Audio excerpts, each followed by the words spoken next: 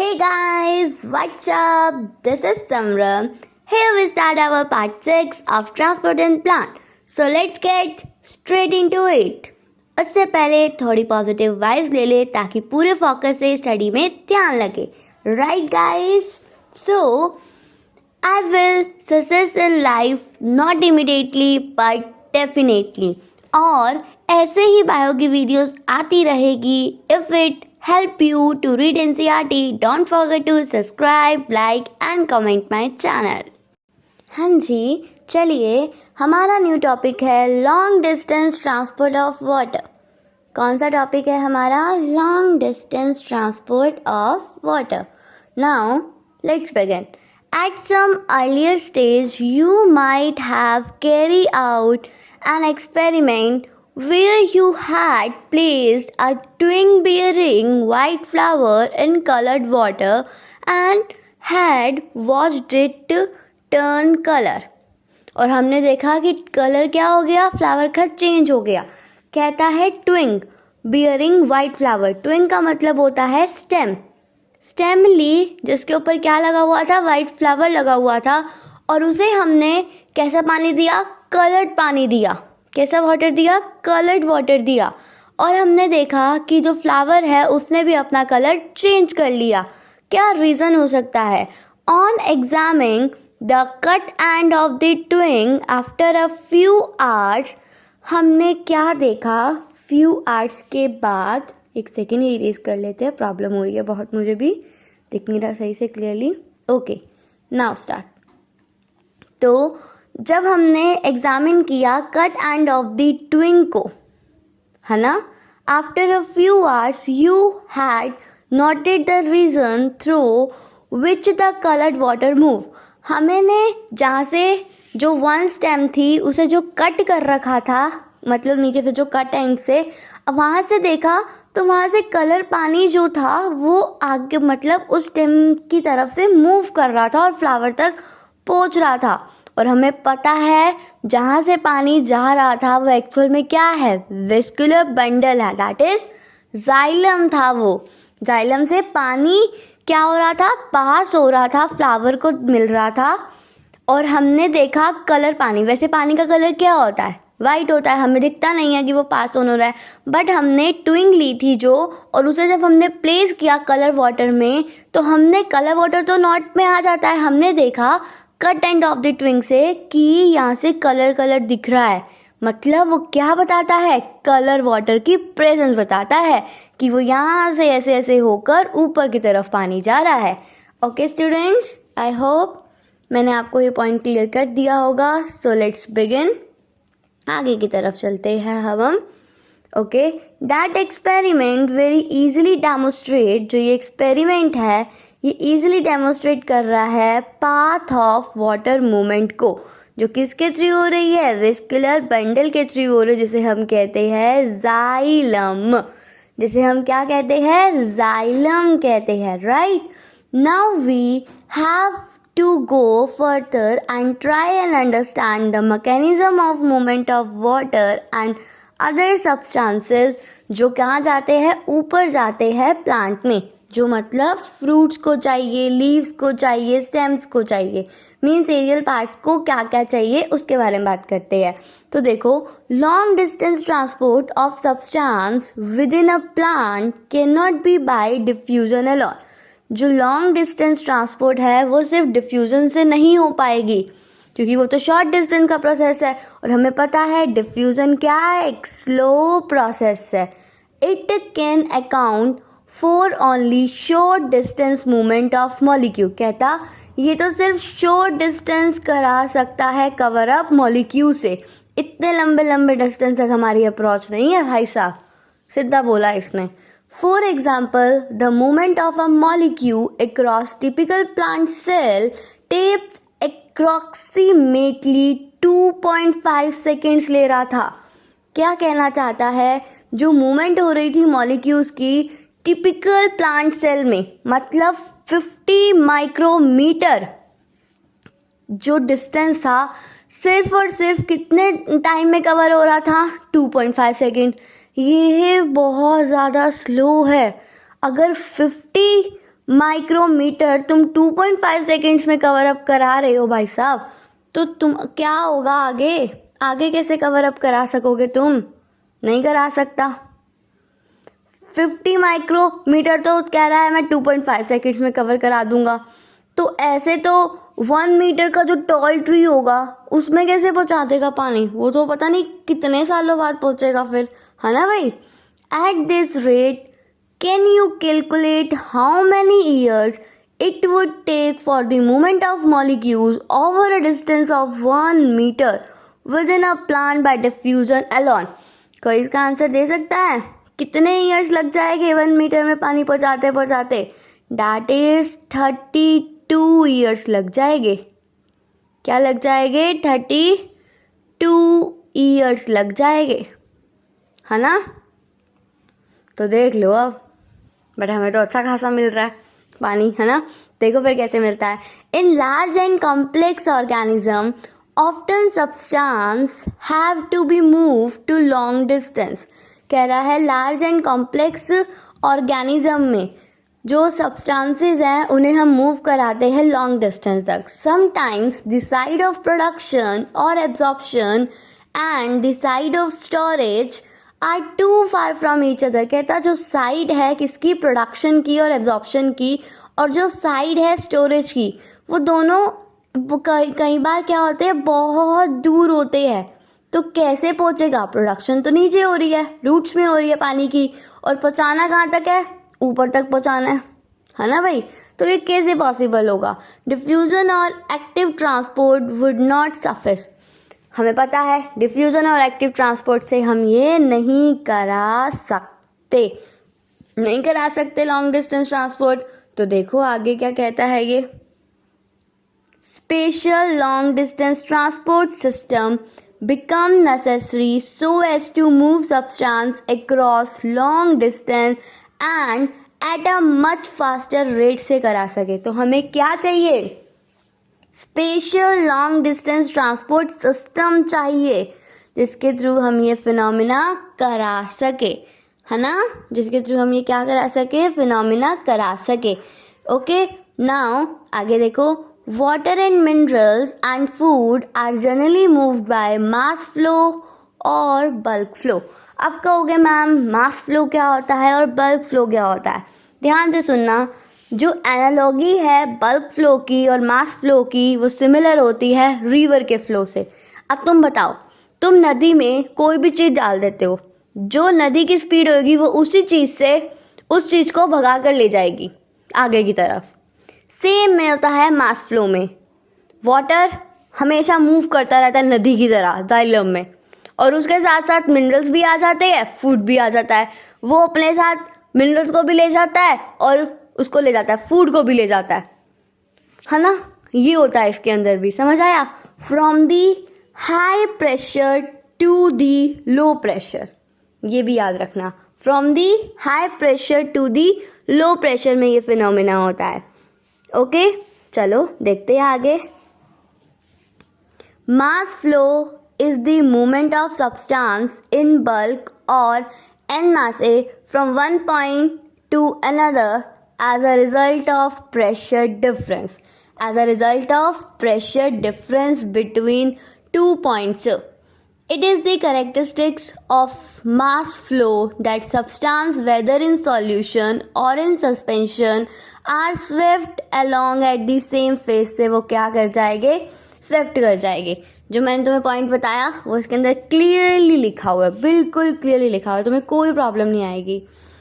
It is a characteristics of mass flow that substance whether in solution और suspension are swept along at the same phase.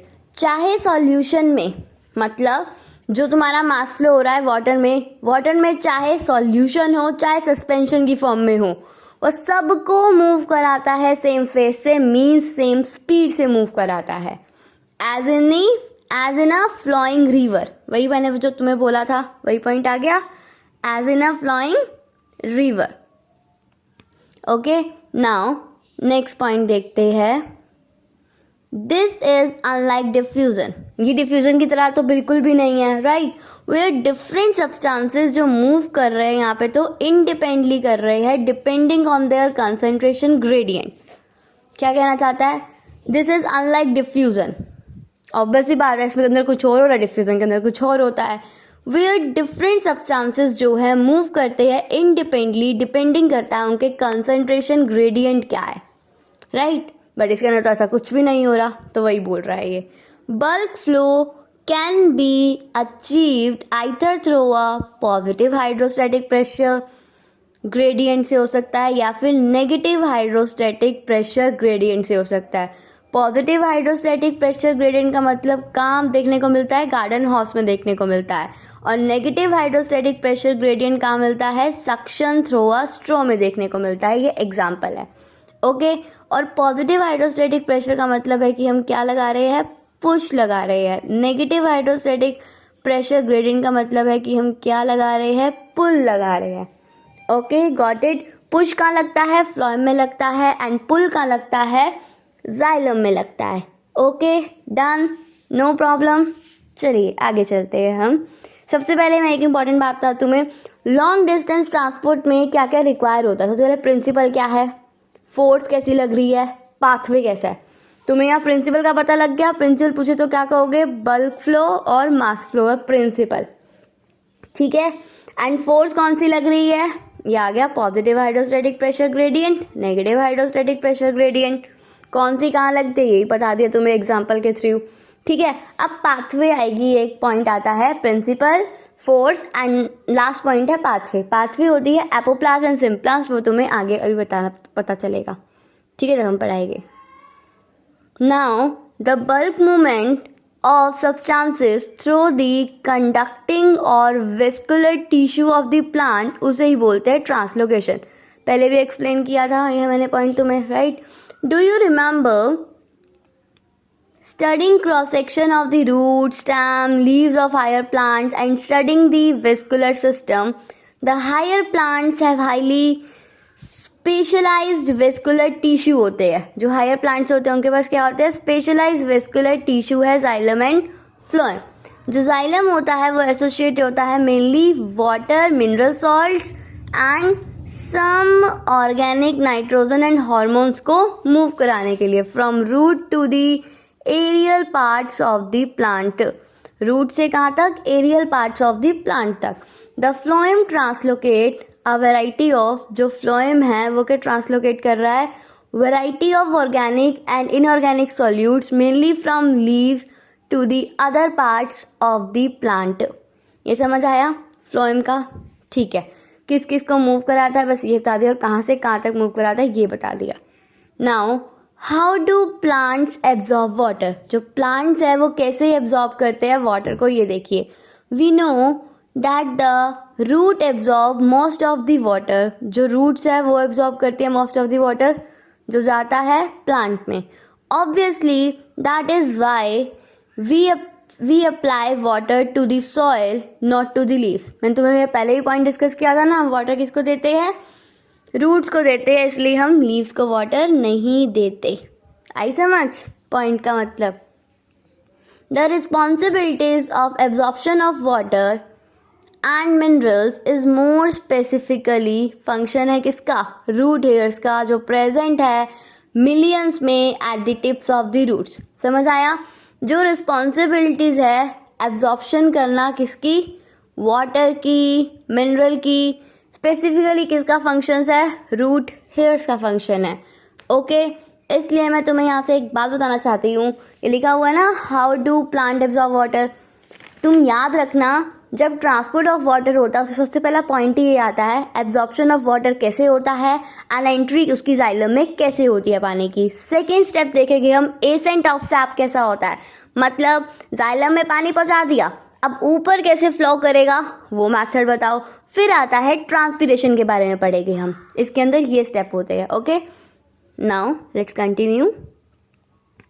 Root hairs are thin walled cylinder extension है किसकी, root epidermal cell की, जो greatly increase करते हैं surface area को absorption के लिए। किसकी एब्जॉर्प्शन के लिए इंक्रीज करते हैं सरफेस एरिया को, एब्जॉर्प्शन के लिए इंक्रीज करेंगे ताकि एब्जॉर्प्शन अच्छे से हो सके वाटर्स एंड मिनरल्स का, right. Water is absorbed along with mineral solutes by the root hairs purely by diffusion. कह रहा है वाटर को हम एब्जॉर्ब करते हैं जिसके साथ मिनरल सॉल्यूट्स भी एब्जॉर्ब्ड होते हैं, बट पहले मिनरल एब्जॉर्ब्ड होता है उसके बाद वाटर एब्जॉर्ब होता है. जो मिनरल होता है वो एक्टिव एंड पैसिवली दोनों मेथड से जा सकता है, बट जो पानी होता है वो सिर्फ पैसिवली जाता है डिफ्यूजन प्रोसेस के जरिए, राइट. ये बात भी याद रखना. Once water is absorbed by root hairs it can move deeper into the roots layers by two distinct pathways. This is apoplast pathway and this is symplast pathway. एक होती है क्या एपोप्लास्ट पाथवे, एक होती है सिम्प्लास्ट पाथवे. तो क्या कहता है वाटर जो है एब्जॉर्ब्ड हुआ है रूट हेयर्स के द्वारा, तो मूव करेगा कैसे, अब रूट्स के अंदर रूट्स की लेयर्स में कैसे जाएगा वो देखते हैं. एक होती है एपोप्लास्ट पाथवे, एक होता है सिम्प्लास्ट पाथवे. तो याद रखना, मैं तुम्हें पहले यहाँ पे बताती हूँ ब्रीफ में, देन तुम्हें डिटेल्स लेके जाएगी, तो कंफ्यूज हो जाओ क्या बोल कर रही है मैम. देखो एपोप्लास्ट पाथवे मतलब नॉन लिविंग स्पेस से जाना, जैसे कि बिटवीन सेल मूवमेंट चले जाना, थ्रो सेल वॉल चले जाना, या फिर डेड सेल से जा रहे हो. डेड सेल कौन सा है हमारे पास, जाइलम, ट्रैकिड्स, वेसल्स, ओके, ये होते हैं हमारे पास डेड सेल. और सिम्प्लास्ट पाथवे कैसी होती है, जो लिविंग स्पेस से जाती है, थ्रू लिविंग स्पेस, जैसे कि cytoplasm. Okay, now apoplast is the system है किसका, एडजेसेंट सेल वॉल्स का, that is continuous throughout the cell except at the Casparian strips on the endodermis in the roots. अब इसका मतलब समझो, मैंने तुम्हें क्या बोला था, नॉन लिविंग स्पेस से होता है एपोप्लास्ट, वही आ गया. ये सिस्टम है इसलिए किसका, एडजेसेंट सेल वॉल्स का, नॉट साइटोप्लाज्म, क्योंकि साइटोप्लाज्म तो क्या है, लिविंग स्पेस है यार. ओके, तो कंटिन्यू जाता है यहाँ से जिससे प्लांट तक पहुँच सके. Expect eight the Casparian strip, जहाँ कैस्पेरियन स्ट्रिप होती है वहाँ से वो नहीं जा सकता, कैस्पेरियन स्ट्रिप उसे जाने नहीं देती है, जो कि एंडोडर्मिस पे लगी होती है. एंडोडर्मिस रूट की लेयर है. ओके, आने वाले पॉइंट में ये भी एक्सप्लेन हो जाएगा. ओके डन गाइस, चल let's proceed. The apoplastic movement of water occur exclusively throughout the intercellular space and wall of the cell से होती है. जो एपोप्लास्टिक मूवमेंट होती है वाटर की, कहाँ से होती है, इंटरसेलुलर स्पेसिस से हो सकती है या फिर सेल वॉल से हो सकती है, ये बोलना चाह रहा है यहाँ पे. Okay, now movement through the apoplast does not involve crossing the cell. देखो आगे चलते हैं हम थोड़ा सा. क्या कह रहा था ये, movement through the apoplast does not involve crossing the cell membrane. वो क्यों क्रॉस नहीं करने देगा सेल मेम्ब्रेन को, क्योंकि अगर सेल मेम्ब्रेन को क्रॉस करेगा तो साइटोप्लाज्म आएगा. साइटोप्लाज्म तो लिविंग स्पेस है, एपोप्लास्ट कैसे हुआ, वो तो सिम्प्लास्ट होगा, है ना, इसलिए कह रहा है वो क्रॉस नहीं करता. This movement is depend on the gradient. ये मूवमेंट भी किस पे डिपेंड करता है, ग्रेडियंट पे डिपेंड करता है. ओके, मतलब high concentration to low concentration ही मूवमेंट होगी. The apoplast does not provide any barrier to water movement. कोई बैरियर नहीं देता है वाटर मूवमेंट को. कोई भी क्या देगा, कोई भी बैरियर नहीं देगा वाटर मूवमेंट को. एंड वाटर मूवमेंट हो जाती है थ्रू मास फ्लो. इसके अंदर कोई बैरियर नहीं होता, जैसे उसमें कैस्पेरियन स्ट्रिप्स का बैरियर होता है ना, इसमें नहीं होता. चलो देखते हैं आगे, पता लग जाएगा तुम्हें और भी.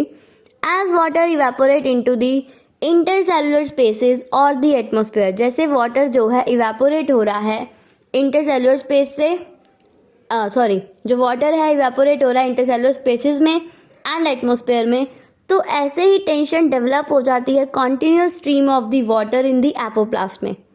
जब टेंशन डेवलप हो गई, क्योंकि पानी की नीड है, तो मास फ्लो जो है वाटर का अक्कर होता है due to the adhesion and cohesion properties of water. ये तुम्हें एडेशन एंड कोहेशन प्रॉपर्टी अभी समझ नहीं आएगी क्योंकि हमने पढ़ा नहीं है. आने वाले क्लासेस में ये पढ़ाऊंगी, तब तुम्हें समझ आएगी कि कैसे mass flow of water occur होता है adhesion and cohesion properties of water से. ओके, तो डोंट वरी अबाउट दैट, अभी आएंगे पढ़ेंगे हम आगे. The symplasmic system is the system of interconnecting protoplast, मतलब साइटोप्लाज्म कनेक्ट हुए हुए है. Neighbouring cells are connecting through cytoplasmic strands and extend जो हुए है प्लाज्मोडेस्माटास के थ्रू हुए है. किसके थ्रू एक्सटेंड हुए, मतलब जो कनेक्टेड हुए है, इंटरकनेक्टिंग सिस्टम है प्रोटोप्लास्ट का, वो किसके जरिए पॉसिबल है, प्लाज्मोडेस्माटा के जरिए पॉसिबल है, राइट. ड्यूरिंग सिम्प्लाज्मिक मूवमेंट जो वाटर है ट्रेवल करता है through the cell their cytoplasm से, क्योंकि लिविंग स्पेस से जाना है उसे. Intercellular movement is through the plasmodesmata से होती है. बताया था मैंने तुम्हें, अगर जब यहाँ से इसको कहते हैं प्लाज्मोडेस्माटा, जो कनेक्शन दिख रहा है ना, this is known as plasmodesmata. जो साइटोप्लाज्म के बीच में कनेक्शन डेवलप होता है ना, उसे प्लाज्मोडेस्माटा कहते हैं. ओके गाइस, तो समझो, water has to enter the cell. Water को कहाँ जाना है, सेल में जाना है थ्रू दी सेल मेम्ब्रेन से. Hence the movement is relatively slower, इसलिए ये मूवमेंट भी स्लोअर हो जाती है, मतलब कम स्पीड पे होती है ये. और हाँ, एक बात याद रखना, ये स्लो है ना, तो एपोप्लास्टिक मूवमेंट में हमने कहा था कोई बैरियर नहीं होता, मतलब वो लेस रेजिस्टेंस है और वो फास्ट होती है. और सिम्प्लास्ट का उल्टा कर दो, एपोप्लास्ट का उल्टा कर दो सिम्प्लास्ट में, मोर रेजिस्टेंस देती है और स्लो प्रोसेस है. ये भी याद रखना तुम, पॉइंट इंपॉर्टेंट है. तो मैं रिपीट करना चाहूँगी, एपोप्लास्ट मूवमेंट वो होती है जो लेस रेजिस्टेंस वाली होती है एंड फास्ट होती है.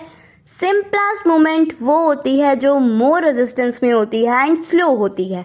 Okay, now let's proceed. कहाँ थे हम, ये रहा. Movement is again down a potential gradient, वही पोटेंशियल ग्रेडियंट फॉलो करते डाउन हिल होती है, मतलब ठीक है. Symplastic movement may be aided by cytoplasmic streaming. किससे एडिड होती है, साइटोप्लाज्मिक स्ट्रीमिंग. तुम्हारे सिलेबस में नहीं है, तुम सिर्फ इतना याद रखो, किससे एडिड होती है, साइटोप्लाज्मिक स्ट्रीमिंग से.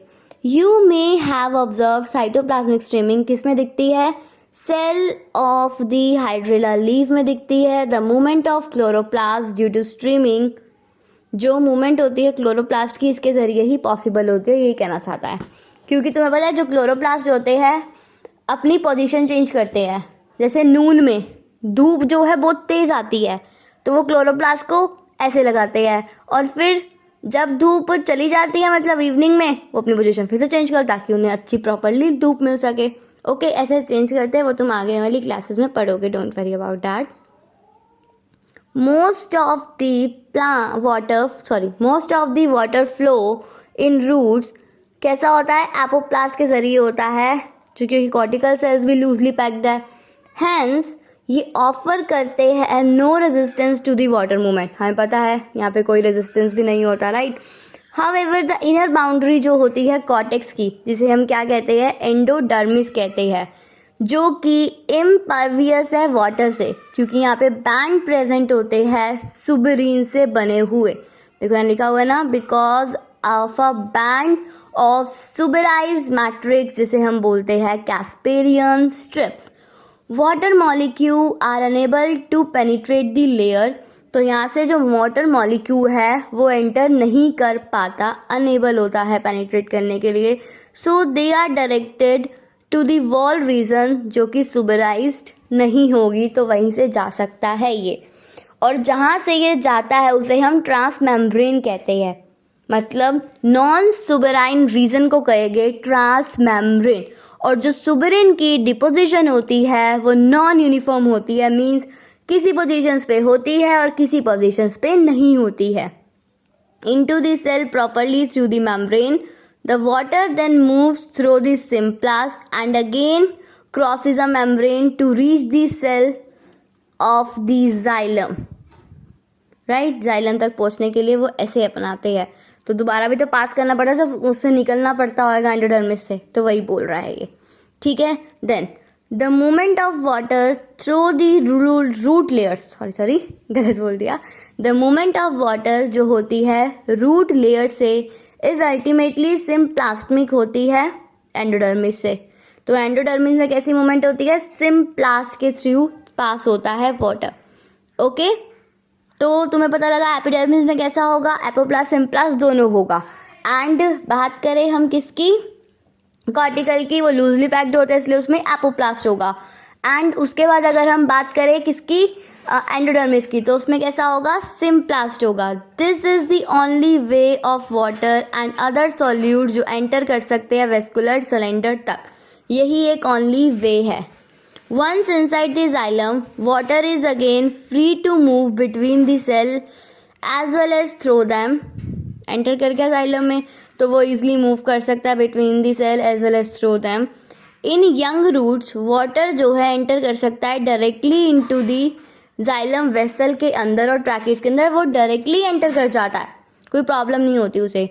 These are non living conducts and so are part of the apoplast, इसलिए पार्ट है एपोप्लास्ट। तुम्हें पता है जाइलम जो ट्रैकेट्स होते हैं जिन्हें हम क्या बोलते हैं, कंडक्ट्स बोलते हैं, तो ये क्या होते हैं, डेड होते हैं, इसलिए ये एपोप्लास्ट कहलाते हैं। नॉन लिविंग से हो रही है ना, इसलिए एपोप्लास्ट बोला। The path of the water and minerals ions into the root vascular system को समराइज किया गया 11.7 पिक्चर में। देखो अगर ये इसको पास सेल वॉल से निकलेगा तो इसे क्या कहेंगे हम, इस मूवमेंट को क्या कहेंगे, इसे कहेंगे एपोप्लास्टिक पाथ, एपोप्लास्टिक पाथ। अगर ये पास कर रहा है किससे, अगर ये पास कर रहा है किससे, बताओ ज़रा, तुम भी कुछ बोलो, साइटोप्लाज्म से अगर पास कर रहा है तो उसे क्या बोलोगे, सिम्प्लास्टिक पाथ। क्या बोलेंगे, सिम्प्लास्ट पाथवे। और जब सेल वॉल से पास कर रहा है उसे हम क्या बोलेंगे, एपोप्लास्ट पाथवे। ओके, तो एपिडर्मिस में वो दोनों तरीके से पास कर सकता है, कॉर्टेक्स में देखो दोनों तरीके से पास कर सकता है, बट होता कैसा, एपोप्लास्ट होता है। और एपिडर्मिस में भी एपोप्लास्ट मेनली होता है। ओके, देन आती है एंडोडर्मिस, जहाँ पे कैस्पेरियन स्ट्रिप्स लगी हुई है, तो जहाँ पर एब्सेंट होएगी वहाँ से निकल जाएगा, राइट, ट्रांसमेम्ब्रेन से निकल जाएगा, वहीं से आ जाएगा, फिर पेरिसाइकिल में एंटर करता है, फिर जाइलम और फ्लाइम में चला जाता है। This is the whole process. Okay, समझ आ गया। Some plants have additional structures associated with them. कुछ प्लांट्स के पास क्या होते हैं, एडिशनल स्ट्रक्चर्स होते हैं जो एसोसिएटेड होते हैं प्लांट्स के साथ, जो हेल्प करते हैं वाटर एंड मिनरल एब्जॉर्प्शन में, जैसे कि माइकोरिजा हो गया। माइकोरिजा एक सिम्बायोटिक एसोसिएशन है किसकी, फंगस की रूट सिस्टम के साथ। ठीक है, जो ये फंगल फिलामेंट होता है ना, फॉर्म करता है नेटवर्क को। क्या फॉर्म करता है, ये नेटवर्क फॉर्म कर देता है, किसका किसका, देखो नेटवर्क फॉर्म कर देगा अराउंड दी यंग रूट के अराउंड, क्या नेटवर्क फॉर्म कर देता है अपने फंगल फिलामेंट से, और पेनिट्रेट कर जाते हैं रूट सेल के अंदर। और ये पेनिट्रेट कर जाते हैं किसके अंदर, रूट सेल के अंदर पेनिट्रेट कर जाते हैं। Then the hypha have a very large surface area. जो हाइफा होता है उसका बहुत लार्ज सरफेस एरिया होता है, इसलिए वो ईजिली अब्जॉर्ब कर लेता है मिनरल्स एंड आयंस को एंड वाटर को, मिनरल्स आयंस एंड वाटर को सॉइल से from a much larger volume of soil, जो कि रूट्स काम नहीं कर सकती है, इसलिए जो कि रूट्स काम नहीं कर सकती, इसलिए जो फंगल है वो प्रोवाइड करता है mineral and water to the root. In turn the root provide sugar and containing compounds to the mycorrhiza. इसका मतलब क्या हुआ, जो फंगस है वो रूट को क्या दे रही है, मिनरल्स एंड वाटर ला के दे रही है लार्ज वॉल्यूम ऑफ सॉइल से, कि तुम लो और खुश रहो। और रूट कहती है मैं ऐसे नहीं लूँगी, मैं सिम्बायोटिक एसोसिएशन शो करूँगी, इसलिए जो रूट्स है, रूट्स कहती है मैं भी तुम्हें कुछ बदले में दूंगी, तो वो क्या देती है, एन कंटेनिंग कंपाउंड्स देती है और शुगर देती है, किसको, माइकोराइजा को। माइकोराइजा को क्या देगी, वो sugar and N containing compounds देगी। ओके, समझ आई, ये क्या शो करती है, सिम्बायोटिक एसोसिएशन शो कर रही है। बट जो सम प्लांट्स होते हैं वो ऑब्लिगेट एसोसिएशन भी शो करते हैं, इसके साथ, माइकोरिजा के साथ। फॉर एग्जाम्पल जो पाइनस का सीड है, क्या है, पाइनस का सीड है, वो जर्मिनेट ही नहीं करता, कहता मैं नहीं जर्मिनेट करता जब तक मेरे पास माइकोराइजा नहीं आती। प्यार करता है शायद से उससे, पता नहीं क्या करता है। पाइनस सीड जो होता है जर्मिनेट नहीं करता एंड एस्टेब्लिश भी नहीं हो पाता है without the presence of mycorrhiza. तो सिम्बायोटिक एसोसिएशन समझ आई होगी तुम्हें एंड तुम्हें ऑब्लिगेट एसोसिएशन समझ आएगी. Thank you so much for watching my video.